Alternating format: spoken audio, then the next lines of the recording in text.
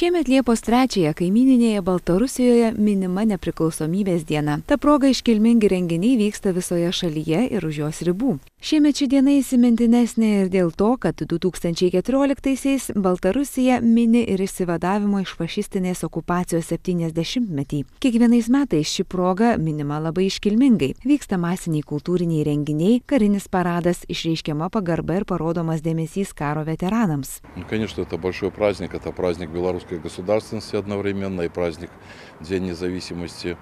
Он совпадает как раз с днем 3 июля, днем освобождения Белоруссии от немецко-фашистских захватчиков.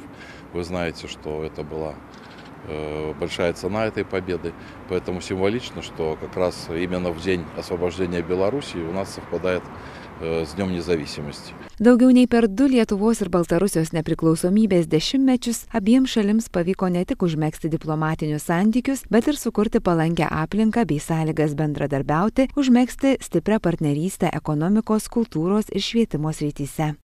Между Литвой и Белоруссией у нас устойчиво на протяжении многих лет развиваются двухсторонние отношения, как в экономической, так и гуманитарной сферах.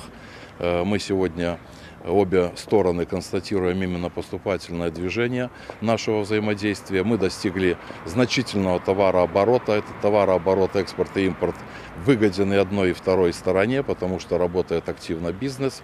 И, естественно, такие важнейшие сферы для Литвы и Беларуси, как для транзитных стран, это сотрудничество в транспортной сфере, литовские железные дороги, белорусские железные дороги, Klaipėdos порт. Tarp Lietuvos ir Baltarusijos yra nemažai sąlyčio taškų, ypač ekonomikos srityje. Ilgalaikis ekonominis bendradarbiavimas įvardyjamas strateginiu tiek Baltarusijos, tiek Lietuvos interesu. Jisai auga daug metų iš eilės, stabiliai. Šiandien Baltarusijos ambasadorius pasakė bendradarbiavimo skaičius už pereitus metus. Tai yra daugiau negu 2,5 milijardo dolerių, Jungtinių Amerikos valstijų dolerių, skaičiuojant prekių, paslaugų ir investicijų apyvartą. Jeigu mūsų anksčiau apyvarta daugiau buvo susijusi su prekių eksportu, paslaugų mainais, tai pastaraisiais metais labai suintensyvėjo investicijų procesai.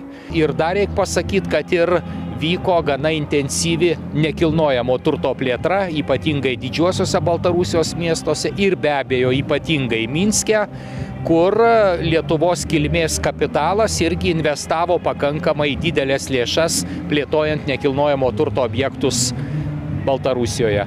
Prognozuojama, kad ateinančiais metais augs abiejų šalių investiciniai gamybiniai projektai ir bus tęsiamas bendradarbiavimas transporto bei logistikos srityse. Tikėtina, kad šiemet rudenį vyksiantis 10-asis jubiliejinis Lietuvos ir Baltarusijos ekonomikos forumas padės dar labiau sustiprinti ekonominį kaimyninių šalių bendradarbiavimą. Aš tikrai norėčiau kviesti visus suinteresuotus, pirmiausia, turinčius ekonominius ryšius su Baltarusija, antra ir suinteresuotus juos plėtoti, o galbūt ir užmegzti. Tai bus jubiliejinis jau 10-asis forumas, vieta jo bus Mogiliovas.